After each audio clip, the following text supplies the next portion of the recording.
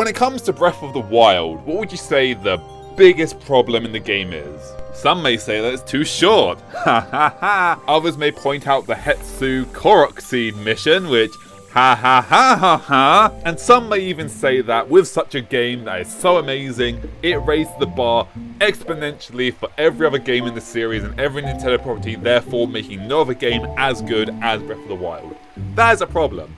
However, I would say the Breath of the Wild biggest problem for the game is definitely the final fight with Calamity Ganon. Or more specifically, the battle with Dark Beast Ganon. Because the battle with Calamity Ganon, that fight is awesome. That fight puts you in a place where you have to use everything you've learned throughout your journey to fight him. That battle feels like an actual fight against the final boss. That battle is a amazing battle. The battle against Dark Beast Ganon, though, I don't want to say it's the worst final boss battle I've ever faced in my life.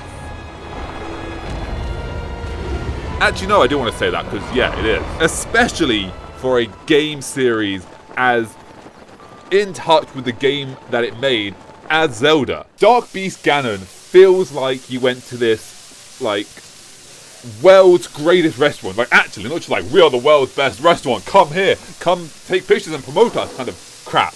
But no, literally, like, if you got all the Michelin-starred chefs from across the world to unanimously agree that, hey, this restaurant over here, this is the best restaurant ever, and you went through this amazing, like, 10-course meal, and all first 9 were like, peak best food you like, Food War Soma Yukihiro hero level quality of food, and then the 10th meal was a microwave Big Mac from last night. That's kind of what Dark Beast... What is this intro? Let's talk about Dark Beast Ganon, shall we? I do not believe the inherent existence of the final fight, the way it played out, in itself is necessarily bad. I do not like final bosses which boil down to, look, a big glowy spot. Hit it. Hey, you hit it! Congratulations, you're a big, strong hero. Yes, you are. Look at you. You big, strong hero. You hit the big, glowy spot that we told you to hit. Aren't you great? Yes, you are. Look, there's a big, glowy spot and you hit it. You fantastic little hero. No, I don't like them, but that isn't inherently bad. It's lazy, but it's not inherently bad. The main problem with this final fight, in conjunction with look at you big strong little hero hit the glowy spot ideology, is the fact that the final battle gives us the Bow of Light, which in the game has a tangible, measurable damage counter. And that's the real problem here. There's a mechanic in gaming that I like to call anchoring. It is the act of presenting two different power levels or characters or different tangible objective existence things to measure to allow for the understanding of the difference between the two tangible objects. In a lot of cases, this is either an NPC, player, boss, enemy, or ability, or even a weapon. For instance, in battle number 1, you are using the God Smiter to smite Garlux the Destroyer. Each hit you manage to land on Garlux takes off 20% of his health. In battle number 2, you, the player, are using the Dragon Tooth Blade to fight against Fluffle Pittleworth, and each hit you hit on him takes off 10% of his health. Now, answer me this. Which one of these weapons is stronger? The obvious answer would clearly be the God Smiter, right? Because it takes off a larger chunk of health from the enemy. But can you definitively say that? Perhaps in reality, both swords do the same amount of damage. Garlux is just weaker. Perhaps both bosses have the same amount of health, just Garlux happens to be stronger. Perhaps both of the bosses have the same amount of health, and the God Smiter is just twice as strong as the Dragon Tooth Blade. Perhaps the God Smiter is in fact 10 times stronger than the Dragon Tooth. It's just Garlux is a lot stronger than Piddlesworth. There is no way of knowing. All you know is you have two powerful swords, you're fighting two bosses, and One does 20% of the health, one does 10%. Cool. Which one's more powerful? Who knows? Probably the God Smiter, but yeah. And this is where anchoring comes in. Say you fight Garlax the Destroyer first with the God Smiter. You're using the God Smiter, and after 5 hits, you have slayed Garlax. You are feeling powerful. Ha ha! And then along comes Fluffles Piddlesworth. And you pull out your God Smiter like, haha, okay, let's go. Oh, I'm so scared of Fluffles Piddlesworth. You swing your God Sword, and oh, that did 0.01% damage. Oh god!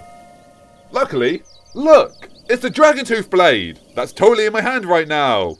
Wow! Let me just swing this at him and that took off 10% of his health! That means... What does that mean? That means Piddlesworth's health is 2,000 times more that of Garlax, and the Dragon Tooth Blade takes off 1,000 times more damage than the God Smiter Blade. This is what anchoring is. It allows the player to tangibly measure the difference between their levels.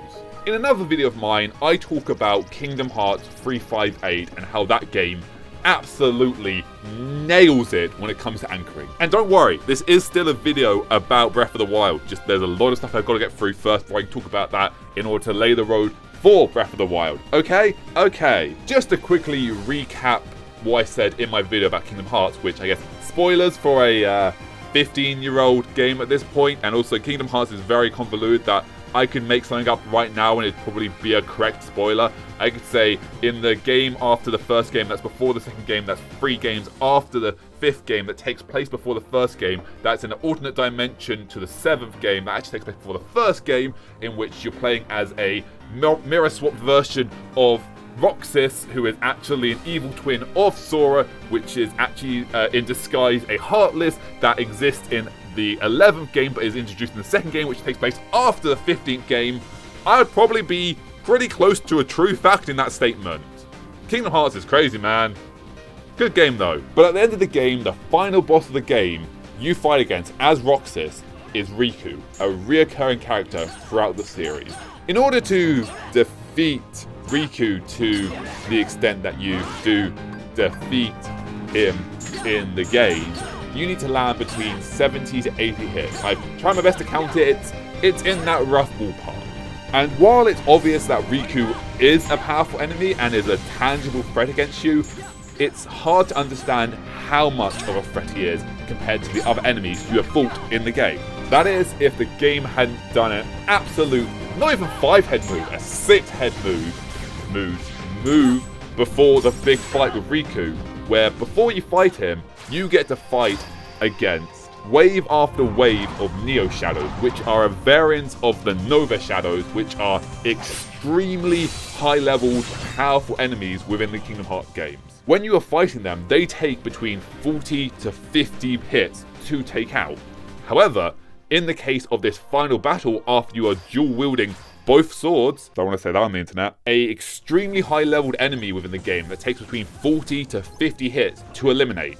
However, in this moment where before you fight Riku, where you are in badass mode, for lack of a better word, they take 1 hit. You're able to 1-hit KO every single one of them. This means in that moment you are 40 to 50 times more powerful than you were in the previous game. Your power scaling has gone from here, slowly throughout the game, to whoop, all the way up here in the span of a few moments. You are now 50 times stronger than you were before.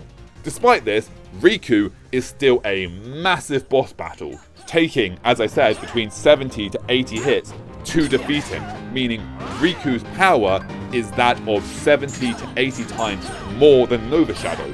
Or to put this another way, if you wanted to fight Riku as the Roxas you are for the rest of the game, you would have to land between 280 to 400 hits to defeat him.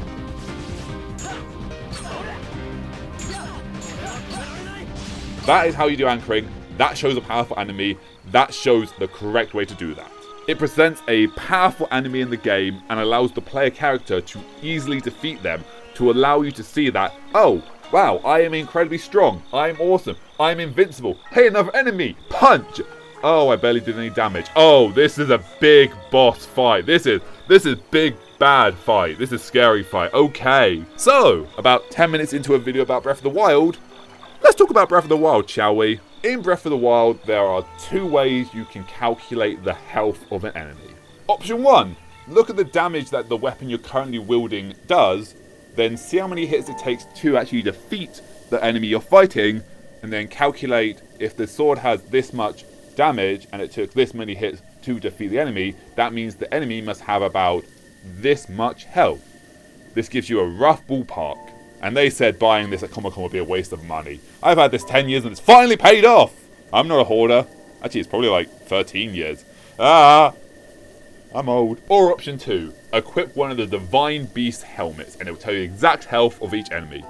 This does require you to have amiibos though, which cost real world money, inserting microtransactions into a game.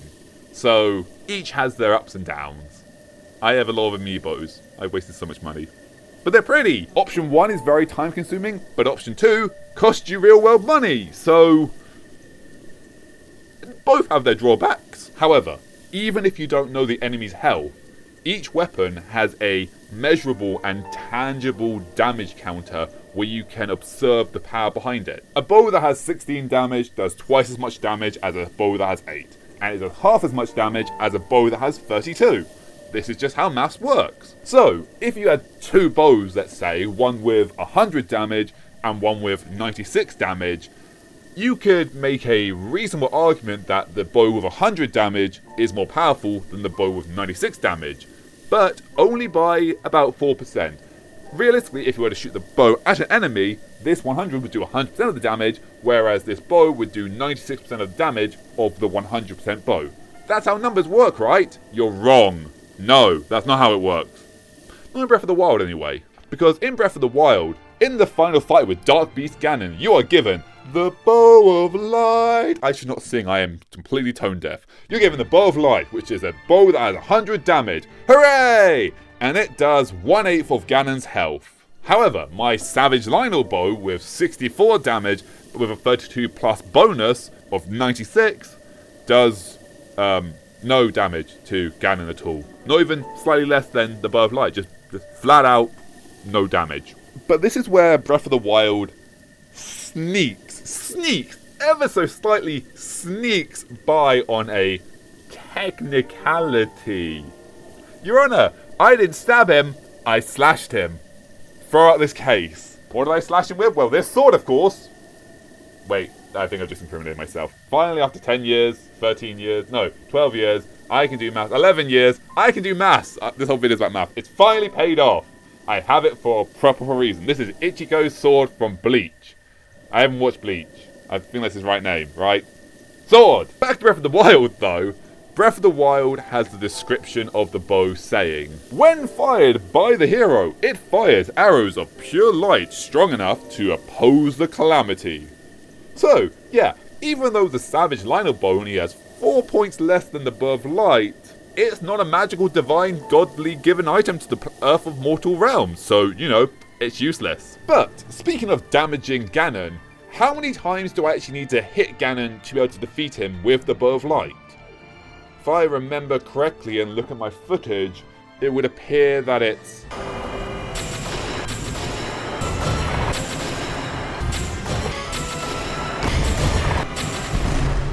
8 times. Now, let me just check my calculations there, because I want to make sure I get this definitely right. So, the Bow of Light has a health of 100 damage. It takes 8 shots to defeat Ganon, so that means 100 times by 8 would equal, if my math is correct, 800 health points. But that doesn't sound quite right, does it? I mean the maths adds up. If we take 8 times 100, it equals 800 health points, so that would mean that Dark Beast Ganon, the Scourge of Hyrule and the one that brought Hyrule to its knees, has a health of 800 health points. But that would also mean there are a numerous amount of enemies in the game that have more health than Ganon and do more damage. Oh, and just in case, I didn't really explain at the start of the video, just in case you don't know who Ganon is, let me just quickly remind you as to what Zelda says before the final battle. Zelda says he has given up on his reincarnation and assumed his pure enraged form. If set free upon our world, the destruction will be unlike anything ever seen before. Nintendo, call me up. I'll be your new princess. I'm a perfect voice, right? This is the perfect voice for Zelda, yeah? Yeah, fantastic. Call me up.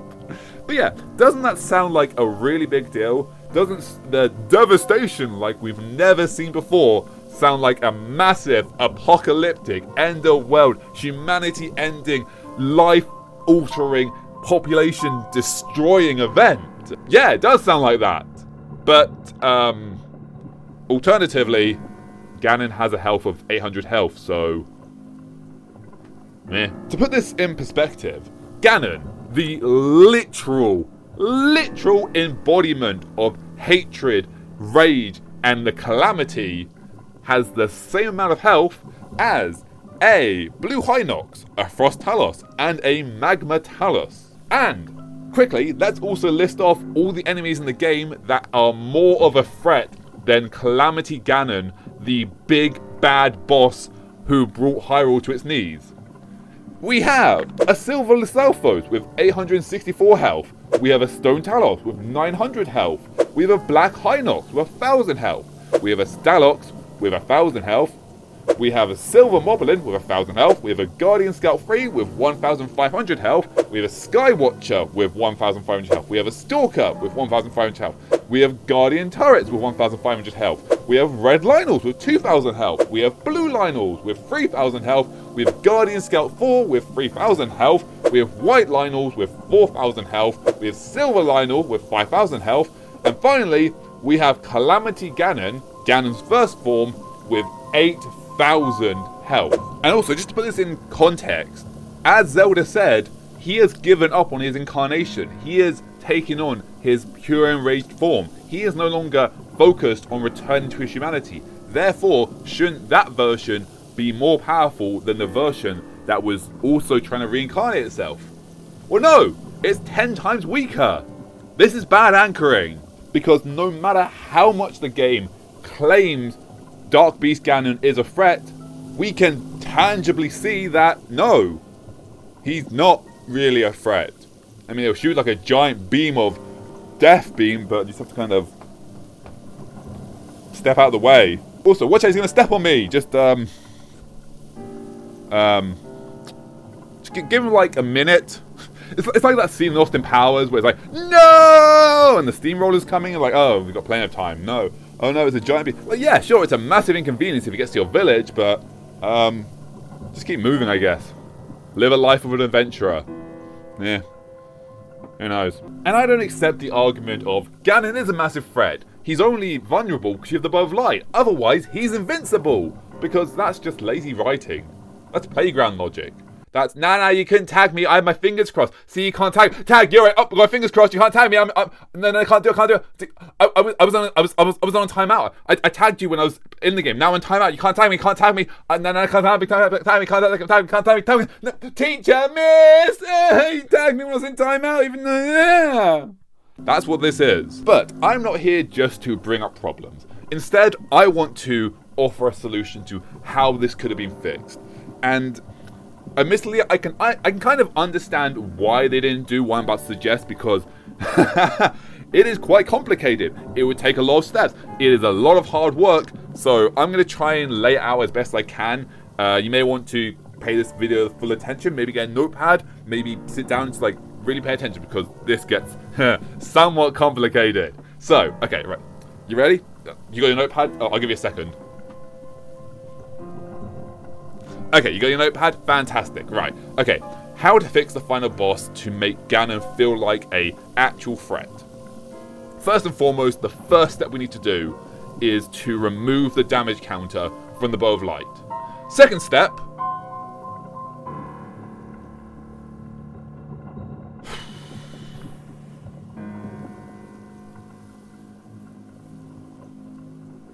Okay. I know that was complicated. I know that was a lot of steps. Some of you may have got like lost somewhere in the middle when I was explaining all that. So let me just quickly go back over it again one more time, right? So make sure you're listening this time. It's okay if you didn't get it the first time. This took a lot of me thinking to actually plan out. So step 1, remove the pain level counter from the bow of light. Step 2.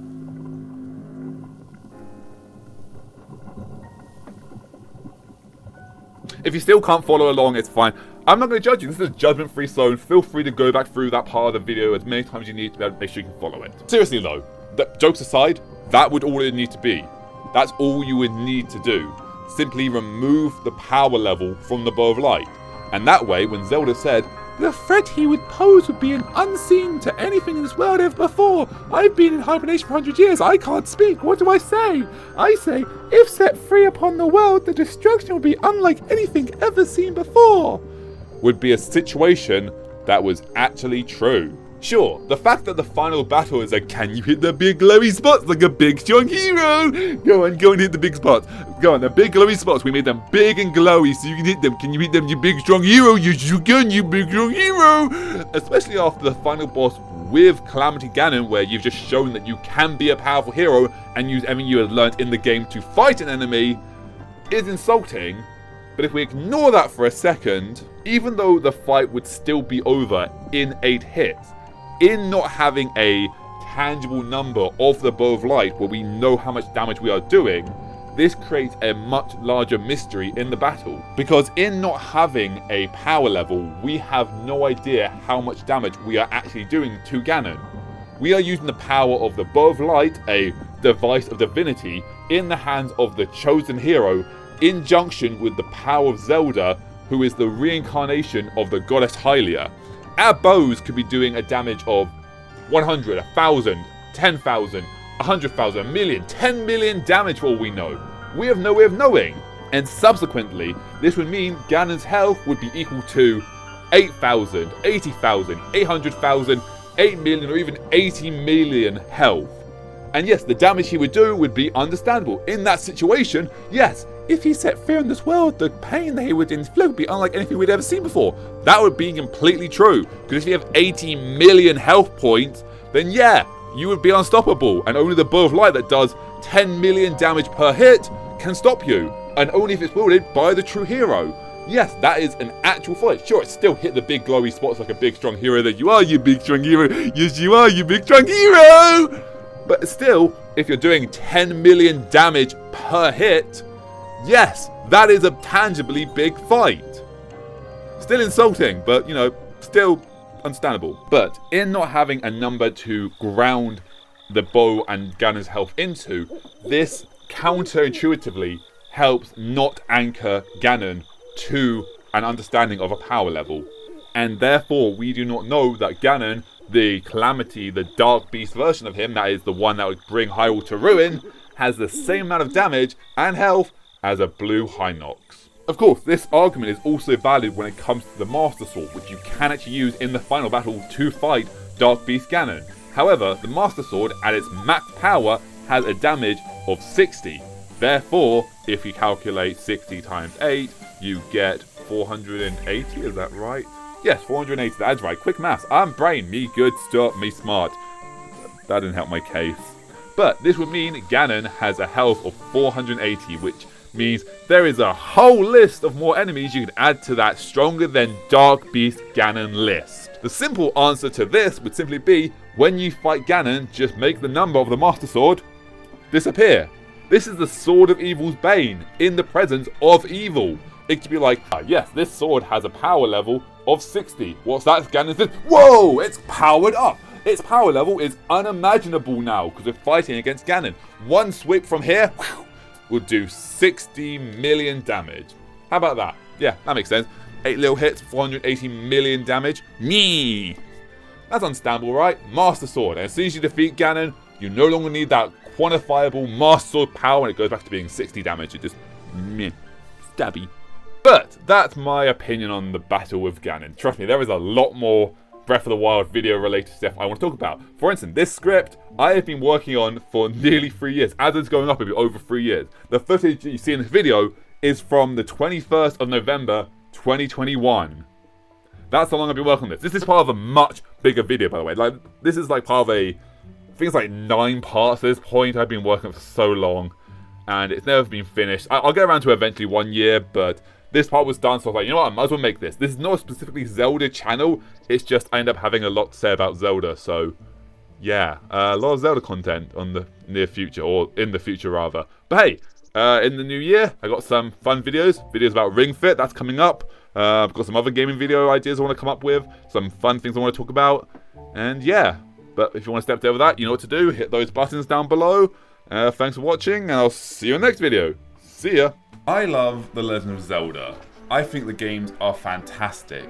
But when you actually stop and think about it, think about the ordeals Link has to go through. It is a massive... Today we're asking the question of what would happen if Kirby ate a Titan Shifter. I hate myself. You would be lost without me.